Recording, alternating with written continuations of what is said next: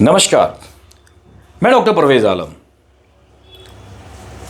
आखिर महात्मा गांधी ने सरदार वल्लभ भाई पटेल को छोड़कर पंडित नेहरू को ही अंतरिम प्रधानमंत्री क्यों बनवाया? जी हां, महात्मा गांधी अगर कांग्रेस की अंदरूनी राजनीति में हस्तक्षेप ना करते तो सरदार वल्लभ भाई पटेल स्वतंत्र पहली भारतीय सरकार के अंतरिम प्रधानमंत्री होते। जी हां, जिस समय आज़ादी मिली सरदार वल्लभ भाई पटेल उस समय 71 साल के थे, जबकि नेहरू सिर्फ 56 साल के थे।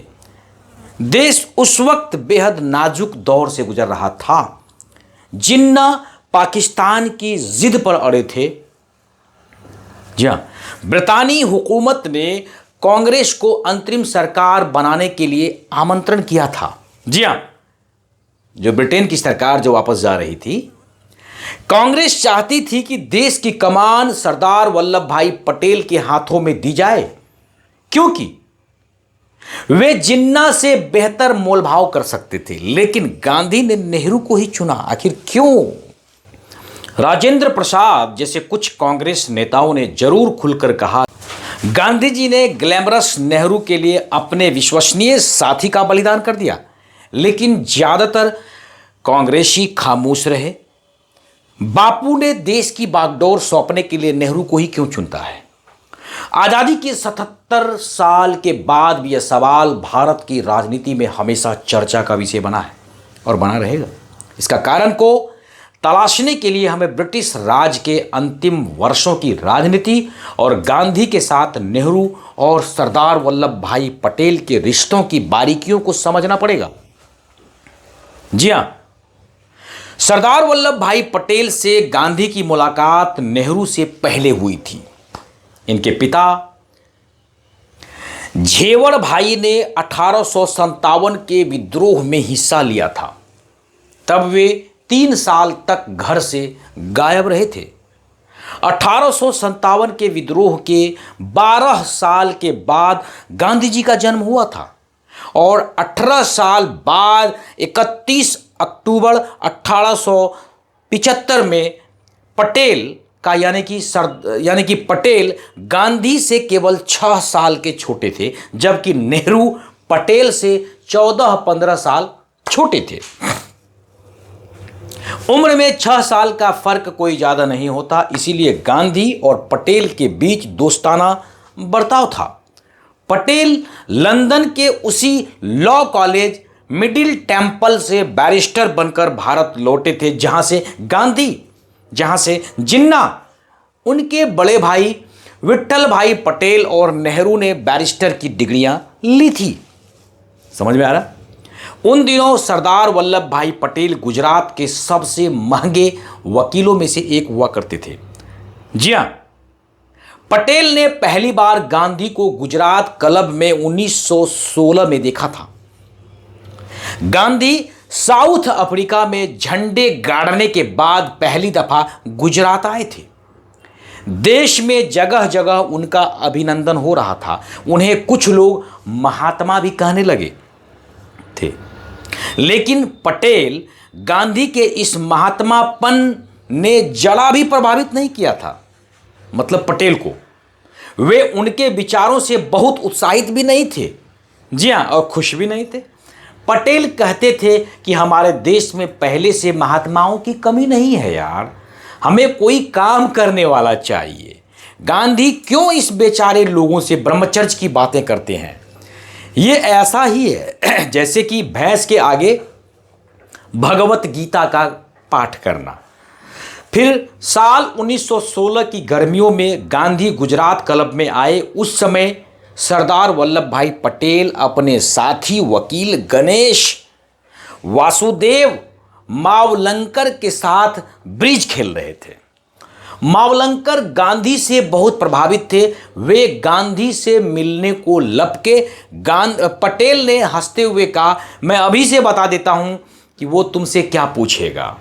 वो पूछेगा, गेहूं से छोटे कंकड़ निकालना जानते हो कि नहीं? फिर वो बताएगा कि इससे देश को आजादी किन तरीकों से मिल सकती है। जी हां, लेकिन फिर क्या हुआ? बहुत जल्द ही सरदार वल्लभ भाई पटेल की गांधी को लेकर धारणा बदलती है। जी हां, चंपारण में गांधी के जादू का उन पर जबरदस्त असर होता है। सरदार वल्लभ भाई पटेल पर वे गांधी से जुड़ जाते हैं। खेड़ा का आंदोलन हुआ तो पटेल गांधी के और भी करीब आ गए। असहयोग आंदोलन शुरू हुआ तो पटेल अपनी उस समय की दौड़ती हुई वकालत को छोड़कर पक्के गांधी के भक्त बन जाते हैं। इसके बाद हुआ बारदोली सत्याग्रह, जिसमें कि पटेल पहली बार सारे देश में मशहूर हो गए। ये 1928 में एक प्रमुख किसान आंदोलन था। प्रांतीय सरकार ने किसानों के लगान में 30% की बढ़ोतरी कर दी। पटेल इस आंदोलन के नेता बने और ब्रिटिश सरकार को झुकना पड़ा। इसी आंदोलन के बाद पटेल को गुजरात की महिलाओं ने सरदार की उपाधि दी। जी हां, तो जानने की बात है, 1931 के कांग्रेस के कराची अधिवेशन में पटेल पहली और आखिरी बार पार्टी के अध्यक्ष चुने जाते हैं। पहली बार वह गुजरात के सरदार से देश के सरदार बन गए।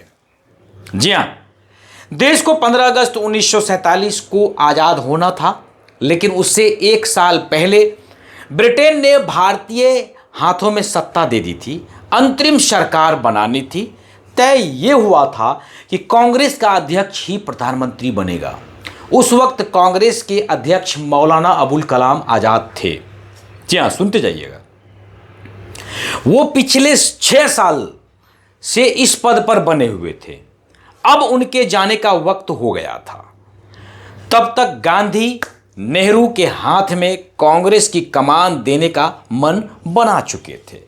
20 अप्रैल 1946 को उन्होंने मौलाना अबुल कलाम आज़ाद को पत्र लिखकर ये कहा कि वे एक वक्तव्य जारी करें कि अब वह अध्यक्ष नहीं बने रहना चाहते हैं। यानी कि गांधी के आदेश पर ऐसा हो रहा है।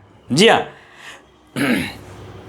गांधी ने बिना लाग लपेट पर यह भी साफ कर दिया कि अगर इस बार मुझसे राय मांगी गई तो मैं जवाहरलाल नेहरू को पसंद करूंगा। इसके कई कारण हैं, उनका मैं जिक्र नहीं करना चाहता हूं। जी हां, इस पत्र के बाद पूरे कांग्रेस में खबर यह फैल जाती है कि गांधी नेहरू को प्रधानमंत्री बनाना चाहते थे।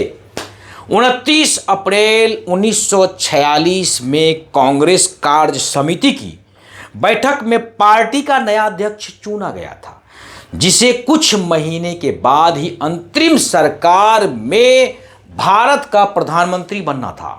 इस बैठक में महात्मा गांधी के अलावा नेहरू, सरदार पटेल, आचार्य कृपलानी, राजेंद्र प्रसाद, खान अब्दुल गफ्फार खान के साथ कई बड़े कांग्रेसी नेता भी शामिल थे। कमरे में बैठा हर शख्स जानता था कि गांधी नेहरू को अध्यक्ष देखना चाहते हैं, क्योंकि जो अध्यक्ष रहेगा वही प्रधानमंत्री का पद संभालेगा। परंपरा के मुताबिक कांग्रेस अध्यक्ष पद का चुनाव प्रांतीय कांग्रेस कमेटियां करती थी और 15 से 12 प्रांतीय कांग्रेस कमेटियों ने सरदार पटेल का नाम प्रस्तावित किया था। फिर बची हुई 3 कमेटियों ने आचार्य जेबी कृपलानी और पट्टाभावी सीतारमैया का नाम प्रस्तावित किया था। किसी प्रांतीय कांग्रेस कमेटी ने अध्यक्ष पद के लिए नेहरू का नाम प्रस्तावित नहीं किया था, जबकि सारी कमेटियां अच्छी तरह से ये जानती थी कि गांधी नेहरू को चौथी बार अध्यक्ष बनाना चाहते थे। पार्टी के महासचिव कृपलानी ने पीसीसी के चुनाव की पर्ची गांधी की तरफ बढ़ा दी। गांधी ने कृपलानी की तरफ देखा। कृपलानी समझ गए थे कि गांधी क्या चाहते हैं। उन्होंने नया प्रस्ताव तैयार कर नेहरू का नाम प्रस्तावित किया। उस पर सबने दस्तखत किए, पटेल ने भी दस्तखत किए। अब अध्यक्ष पद के 2 उम्मीदवार थे, एक नेहरू और दूसरा पटेल। नेहरू तभी निर्विरोध अध्यक्ष चुने जा सकते थे जब पटेल अपना नाम वापस ले। कृपलानी ने एक कागज पर उनकी नाम वापसी की अर्जी लिखकर दस्तखत के लिए पटेल की तरफ बढ़ा दी। मतलब साफ था कि चूंकि गांधी चाहते हैं कि नेहरू अध्यक्ष बने, इसीलिए आप अपना नाम वापस लेने के कागज पर साइन कर दें। जी हाँ, लेकिन चोट लगने वाले पटेल ने भी आखिर दस्तखत कर दिया। क्यों? गांधी ने नेहरू की तरफ देखा और कहा, जवाहर वर्किंग कमेटी के अलावा किसी भी प्रांतीय कांग्रेस कमेटी ने तुम्हारा नाम नहीं सुझाया है, तुम्हारा क्या कहना है? नेहरू खामोश रहते हैं। उस वक्त वहां बैठे सारे लोग खामोश थे। गांधी को शायद उम्मीद थी कि नेहरू कहेंगे तो ठीक है, आप पटेल को ही मौका दें, लेकिन नेहरू ने ऐसा कुछ भी नहीं कहा। अब अंतिम फैसला गांधी जी को ही करना था। गांधी जी ने वो कागज फिर पटेल को लौटा दिया। इस बार सरदार पटेल ने उस पर दस्तखत कर दिए। कृपलानी ने ऐलान किया तो नेहरू निर्विरोध अध्यक्ष चुने जाते हैं। कृपलानी ने अपनी किताब Gandhi his life and thoughts में इस पूरी घटना का चर्चा किया है पूरे विस्तार से। माय डियर फ्रेंड्स, ये तो इतिहास की बातें हैं। वीडियो को बड़े ही शांति से अगर वीडियो को देखेंगे तो इसकी मर्मता को आपको समझ में आ जाएगी। तब तक हमारे वीडियोस पर बने रहिए और मस्त रहिए और खुश रहिए। जय हिंद, जय भारत।